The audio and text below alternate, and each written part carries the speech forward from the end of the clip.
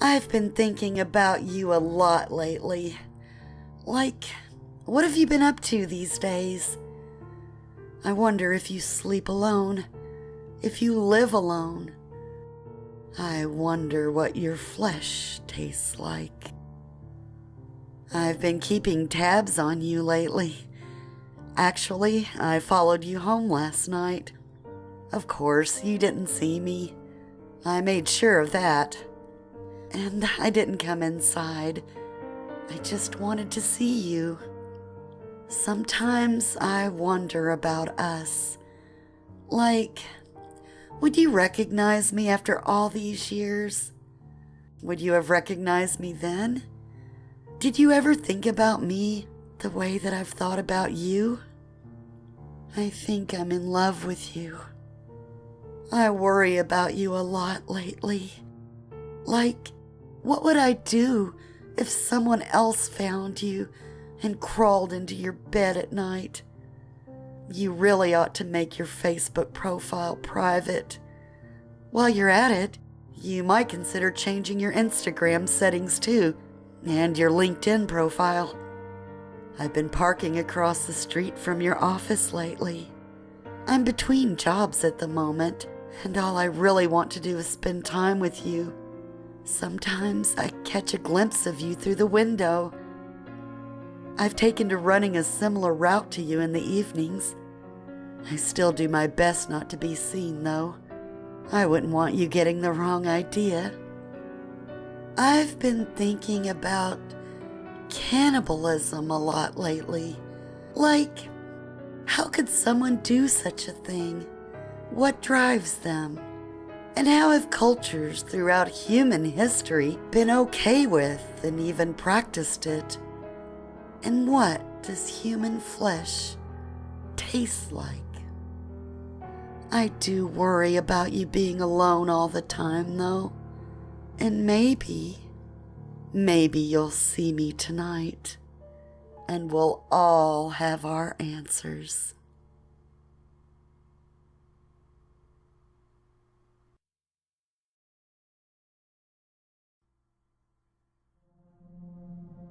I have stormed across this battlefield countless times, literally, because at some point I stopped counting. No matter how many enemies I shoot, how far I push into the enemy camp, it never seems to end.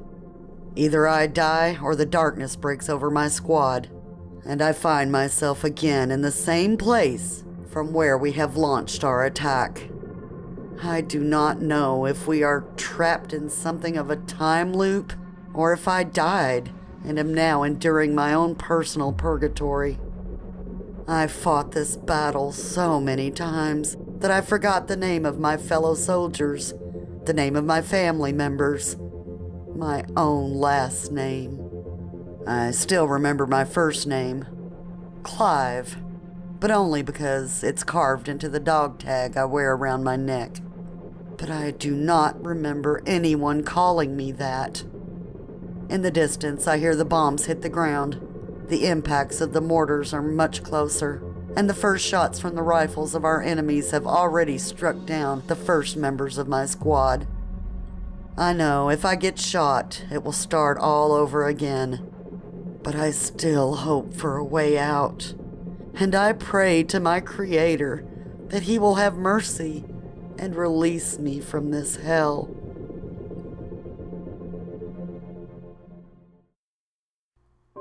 At a shareholder meeting, a CEO presents the latest financial figures. The investment in new technology was worth it. The company has now sold 4 million copies of their latest game.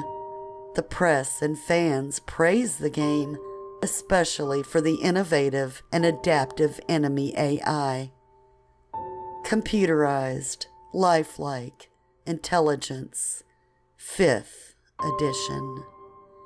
Clive.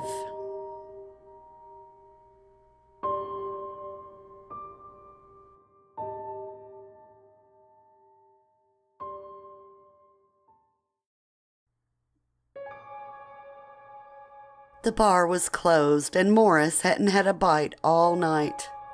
Maybe he was getting picky. Or maybe the city was just running dry for an old fox like him. All the pretty, dumb girls hunted to extinction. No, there were always others. He pulled out his phone, perhaps to prove it to himself. There were more bars, after all. Secret places that stayed open all night. He just needed a ride. The first and only ride offered made his heart go pitter-patter. "Amanda," he said out loud, chewing each syllable like a last meal. No stars, no history.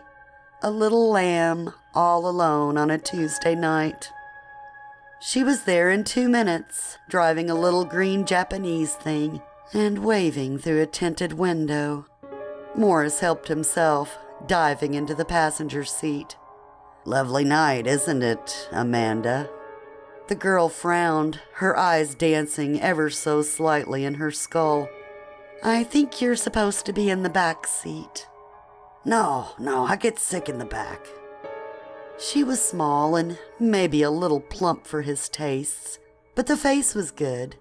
The face was just his type. "Okay," she said, putting the car into drive. "Should be there in 5 minutes." "Take your time," said Morris. The car was cramped, but it would do. Space enough for what he needed. "First night?" The girl considered the question. "Just new to this app." "Oh, of course," said Morris with a laugh. "What color are your eyes, Amanda? They're quite striking." The girl flinched unconsciously, turning her head away. "You think so?" "I do," said Morris. "And I meet a lot of girls, but hardly any with eyes like that."